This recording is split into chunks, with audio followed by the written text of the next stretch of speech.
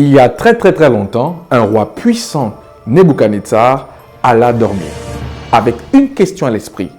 Qu'adviendra-t-il de mon royaume, Babylone? Par cette question, Dieu va lui révéler l'histoire de l'humanité. Je suis le pasteur Tony Oguma, vous êtes sur Des découvertes stupéfiantes.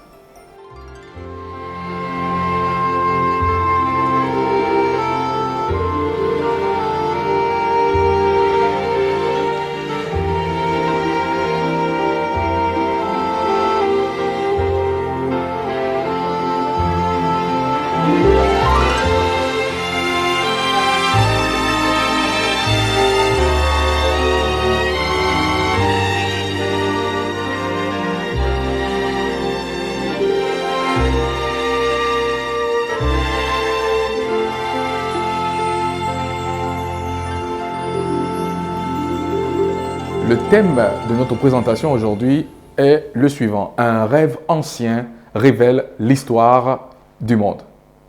Face aux catastrophes naturelles que connaît notre monde jour après jour, nous sommes tentés souvent à nous poser des questions par rapport, n'est-ce pas, au lendemain. Les journaux à travers le monde nous rapportent des histoires, des informations, des news, n'est-ce pas, qui de plus en plus troublent l'humanité tout entière. Et la question le plus souvent que l'on se pose face aux informations que nous recevons est la suivante. Notre civilisation est-elle condamnée? Les gens se sentent concernés par rapport au futur. Chacun aimerait savoir qu'adviendra-t-il de lendemain. Y a-t-il une possibilité de connaître le futur, de le maîtriser, afin de pouvoir, n'est-ce pas, prévenir le pire? Mes amis, Dieu, à cet instant, retire le voile pour nous permettre, n'est-ce pas, d'avoir un regard sur le futur. La Bible déclare dans Amos, chapitre 3, le verset 7, « Car le Seigneur, l'Éternel, ne fait rien sans avoir révélé son secret à ses serviteurs, les prophètes. » Ésaïe 46, verset 9 à 10 dit, « Car je suis Dieu et il n'y en a point d'autre, je suis Dieu et nul n'est semblable à moi. J'annonce dès le commencement ce qui doit arriver et longtemps d'avance ce qui n'est pas encore accompli. » Y a-t-il une possibilité de connaître le futur? La Bible dit oui. Et laissez-moi vous entraîner dans une histoire de la Bible qui se trouve dans le livre de Daniel. Nous sommes à l'an 606 avant Jésus-Christ, dans l'empire de Babylone. Un homme règne en maître absolu. Son nom c'est Nebuchadnezzar. Nebuchadnezzar qui avait pris les enfants d'Israël de Jérusalem pour les amener en captivité à Babylone, va étendre son pouvoir dans le monde d'alors. Daniel chapitre 2, verset 2 nous raconte une histoire très intéressante. Le roi un jour était endormi, il fit un rêve.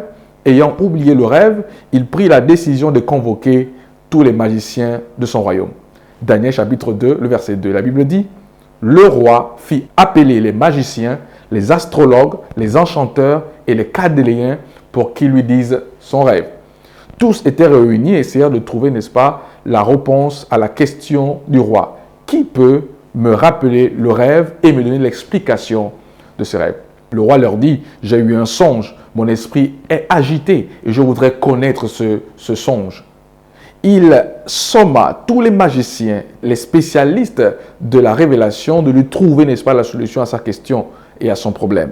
La Bible dit dans Daniel chapitre 2, verset 16, « Et Daniel se rendit vers le roi et le pria de lui accorder du temps pour donner au roi l'explication. Ceci d'autant plus que le roi avait pris un décret qui consistait à tuer tous les sages, tous les magiciens, tous les astrologues, puisque d'après lui, ils étaient incapables de lui donner la réponse à sa question. Daniel chapitre 2, le verset 27 à 28 dit « Ce que le roi demande est un secret que les sages, les astrologues, les magiciens et les devins ne sont pas capables de découvrir au roi. Mais il y a dans les cieux un Dieu qui révèle les secrets et qui fait connaître au roi Nebuchadnezzar ce qui arrivera dans la suite des temps. » En d'autres termes, Daniel et ses amis se sont retirés pour demander à Dieu d'apporter une réponse à la question posée par le roi. Dieu, n'est-ce pas, qui connaît les temps, les circonstances, permis à Daniel de recevoir le rêve que le roi Nebuchadnezzar avait eu et aussi, n'est-ce pas, l'explication de ce rêve. C'est ainsi que Daniel se présenta devant le roi, lui disant que seul Dieu avait le pouvoir de révéler les choses cachées. La Bible dit, dans Daniel chapitre 2, versets 31 et 33, « Ô roi, tu regardais et tu voyais une grande statue. Ces statues étaient immenses et d'une splendeur extraordinaire. La tête de ces statues était d'or pur, sa poitrine et ses bras étaient d'argent, son ventre et ses cuisses étaient d'airain. Ses jambes de fer, ses pieds en partie de fer et en partie d'argile. Tu regardais lorsqu'une pierre se détacha sans le secours d'aucune main, frappa les pieds de fer et d'argile de la statue et elle les mit en pièces. Mais la pierre qui avait frappé la statue devint une grande montagne et remplit toute la terre. » Dieu venait de révéler au roi Nebuchadnezzar l'avenir de l'humanité. Daniel venait de révéler au roi le songe qu'il avait eu. Il avait vu une grande statuette composée, n'est-ce pas, de plusieurs métaux.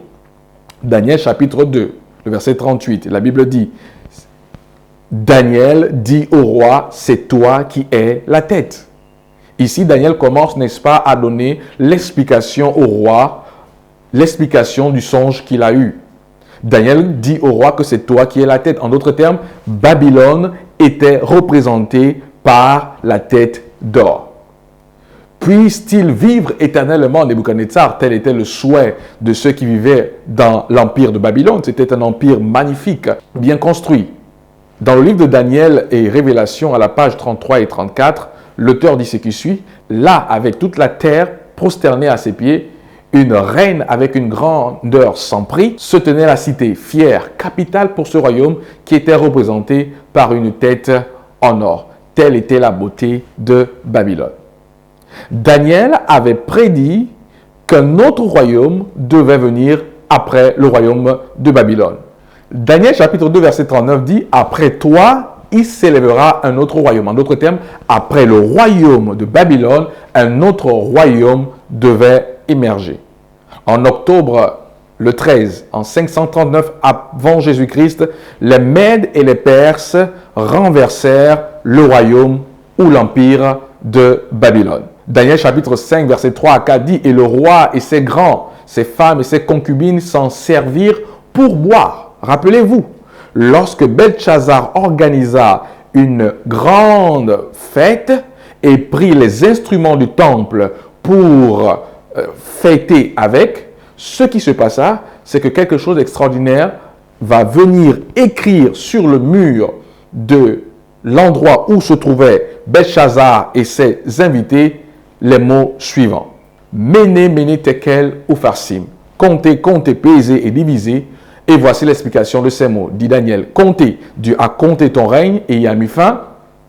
Pesez, tu as été pesé dans la balance et tu as été trouvé léger. Divisé, ton royaume sera divisé et donné aux Mèdes et aux Perses. Et exactement, c'est ce qui arriva. Les Mèdes et les Perses renversèrent le royaume de Babylone et les Mèdes et les Perses devinrent la nouvelle puissance du monde.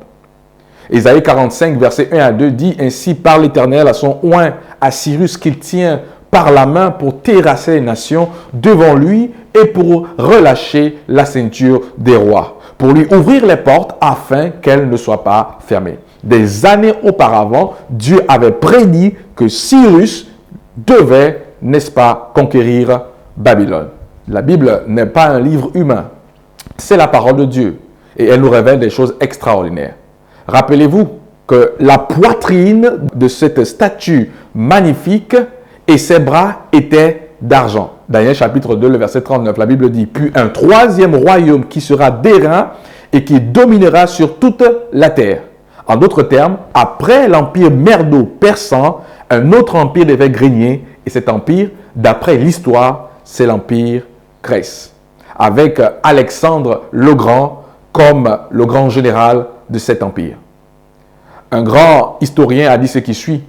Je suis persuadé qu'il n'y a eu aucune nation, cité ou peuple, qui n'a entendu son nom, parlant, n'est-ce pas, d'Alexandre le Grand. C'est comme s'il y avait une main divine qui dirigeait son travail et ses actions. La Grèce, n'est-ce pas, conquit le monde et s'imposa, n'est-ce pas, comme le nouvel empire mondial de l'époque. Mais l'histoire ne s'arrête pas là. Daniel chapitre 2 verset 40 dit: il y aura un quatrième royaume fort comme le fer. De même que le fer brise et rompt tout, il brisera et rompra tout comme le fer qui met tout en pièces. Et effectivement, l'histoire nous raconte qu'après la mort d'Alexandre le Grand, son royaume fut divisé en 4 et donna plus tard naissance, après avoir été conquis, à l'Empire romain, qui dans l'histoire est connu comme étant l'Empire du fer. Les empereurs et les Césars régnèrent, n'est-ce pas, de 168 avant Jésus-Christ à 476 avant Jésus-Christ. L'Empire romain régnait sur le monde en tant que nouvelle puissance mondiale. Un historien dit ce qui suit, parlant, n'est-ce pas, de l'Empire romain. Il dit ce qui suit. Le 22 juin 168 avant Jésus-Christ, à la bataille de Pydna, périt l'Empire d'Alexandre le Grand, 144 ans après sa mort. Daniel chapitre 2, versets 41 à 43, la Bible dit: « Et comme tu as vu les pieds et les orteils en partie d'argile, de potier et en partie de fer, ce royaume sera divisé. » Parlant évidemment du royaume de Rome.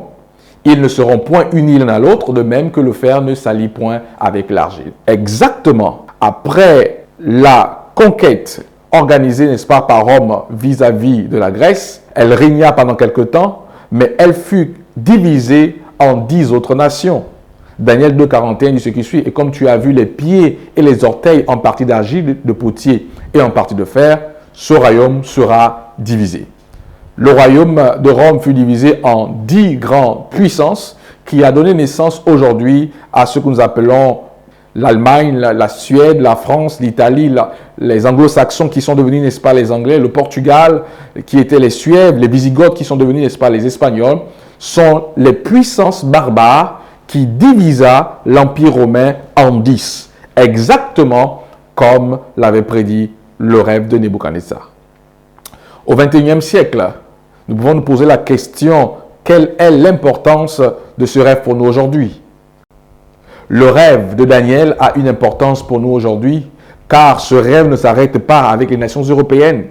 Daniel 2, verset 44, ce qui suit: « Le Dieu des cieux suscitera un royaume qui ne sera jamais détruit et qui ne passera point sous la domination d'un autre monde. » C'est ce qu'indique la pierre que tu as vue se détacher de la montagne sans le secours d'aucune main et qui a brisé le fer, les reins, l'argile et l'or. En d'autres termes, Dieu finira par établir un royaume dont il est le souverain. Mais ce qui est intéressant avec cette histoire, c'est que si exactement, comme la Bible l'a prédit, ces différents royaumes se sont succédés exactement, pourquoi nous est-il pas permis de croire que le royaume de Dieu existera aussi? Le second retour de Jésus-Christ est imminent. Apocalypse 11, verset 15 dit ce qui suit: « Le royaume du monde est remis à notre Seigneur et à son Christ, et il régnera au siècle des siècles. » Nebuchadnezzar avait vu l'histoire de l'humanité. Nebuchadnezzar avait vu la succession des différents royaumes du monde, et l'histoire relate exactement les faits rapportés par le rêve du roi Nebuchadnezzar. Daniel 2, verset 47, la Bible dit: « En vérité, votre Dieu est le Dieu des dieux et le Seigneur des rois. Il révèle les secrets puisque tu as pu découvrir le secret. » Telle était la réponse apportée par le roi Nebuchadnezzar à Daniel après avoir rappelé le rêve d'une part et d'autre part après avoir donné l'explication du rêve au roi. La question que nous pouvons nous poser maintenant est la suivante: dans quel temps vivons-nous? Nous vivons dans les temps des nations européennes. Nous vivons dans le temps des orteils représentés dans la statue. Après avoir vu les 10 orteils, Daniel vit une pierre qui se lança sans le secours d'une main pour terrasser toute la statue.